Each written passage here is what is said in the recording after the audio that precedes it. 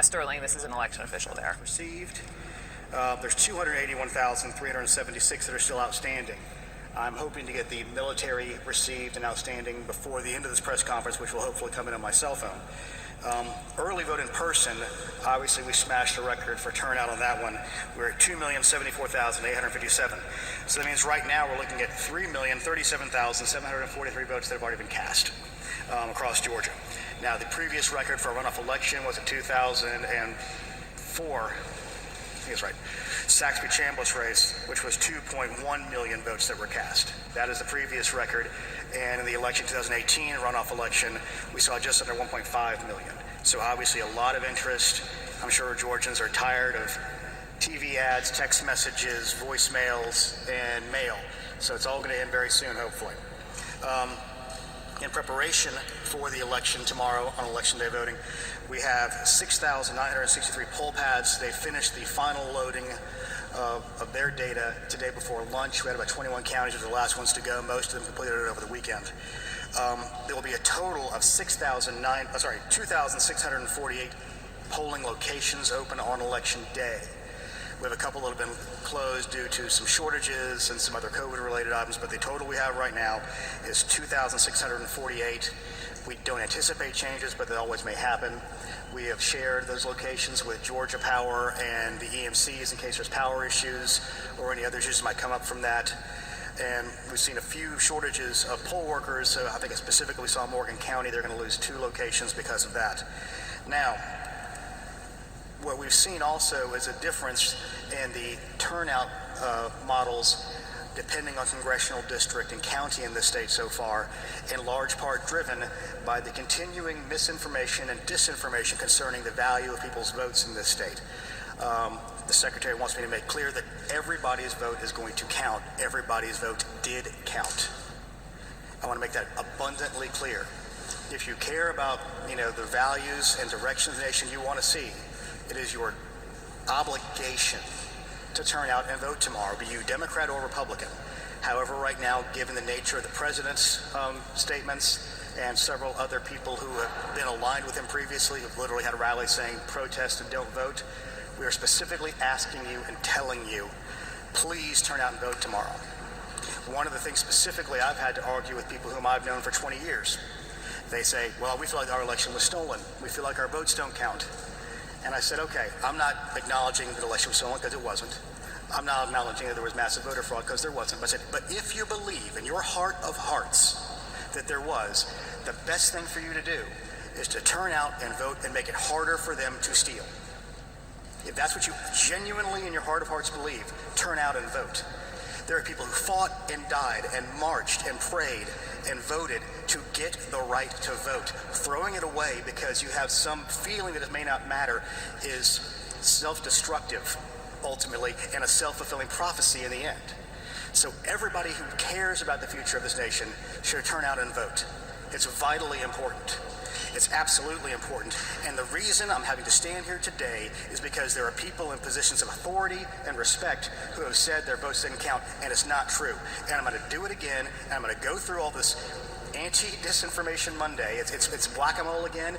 It is Groundhog Day again. I'm going to get to talk about things that I've talked about repeatedly for 2 months.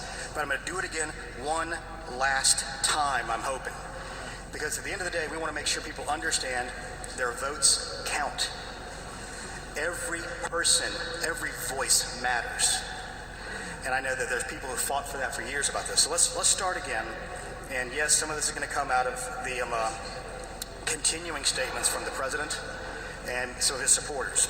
State Farm. All right, this has been one that's been conflated over several different things. We have multiple scanned ballots. We have Ruby Freeman. We have the leak that says a water main break, which wasn't a water main break. So in order to be fully transparent, one of the things we did was we had a local media organization, WSB, Justin over here. We went through it for hours and hours, walked through frame by frame, and showed what happened. So let's start. If you go to securevotega.com, we have posted all the videos from State Farm for that day that cover the relevant periods.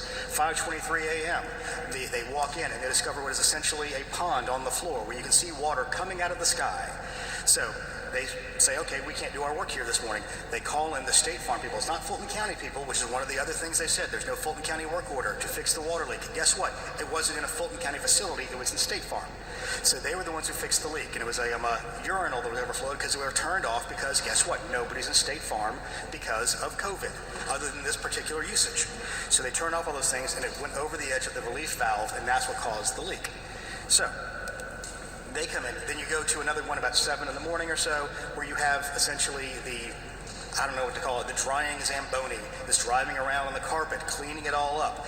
Then at about 8:23, you see a woman bring in the table in question that has been the point of Mr. Giuliani's 90-second clip. She's pulling it with one hand, and she sets it down. There's nothing underneath it, okay? Then you can fast forward to later in the day, about 9:45 or so. Everybody there are two groups of people there. There's cutters and there are scanners. What happened was the cutters began putting their stuff away because everybody was under the impression they were going to get home. We have discovered this. So they start putting covers over the cutting machines and everything. So then we see also, while the monitors and the press are still in the room, they bring out the carriers, which are normal absentee ballot carriers. And I will admit, when I listened to the audio of the phone call and the president brought that up again, and I heard it on a radio ad again today, I wanted to scream. Well, I did scream at the computer, and I screamed in my car at the radio talking about this because this has been thoroughly debunked. They bring out the normal absentee ballot carriers. There are monitors in the room. There is press in the room. They take the ballots that have been opened, put them in carrier trays, and put them in there, and then put them in the boxes, put the lid on because the lid matches the box, and then you see at one point during the video, a woman crawling on the floor, putting the numbered seals on them so they can keep the chain of custody. Approximately 10:25, 10:30, the secretary in our office receives word that Fulton County is shutting down for the night at State Farm Arena. So, as some of y'all who were there on election night recall, the secretary got a little irritated with this and made his feelings quite known. He says, some of us have been working through the night. We're glad to see that Fulton County sees the need to just go ahead and knock off for the evening. So Chris Harvey, our elections director, then calls Rick Barron, the elections director of Fulton County, who was at the other location, which was their English Street warehouse, because he was doing election day activities. Chris calls Rick. Rick says, we're not shutting down. Well, Chris says, it looks like you are. So then you can go back to the videotape and see Ralph Jones take a phone call at approximately almost 11 o'clock. And you can see his shoulders kind of shrug. He takes the phone call. He's being told at that point by his boss, Rick Barron, you need to stay and continue to scan. So he hangs up the phone. He goes over to some boxes, puts some more seals on them, because obviously, if you watch the videotape, many of the people that are there have been there since 7 in the morning. It's already 11 o'clock at night. They were all under the impression they were going to get to go home. So you see him spend about 30 seconds going, heck, what am I going to say to these people? So then he walks back over to the corner of a desk and says, I got the word, we got to keep on scanning.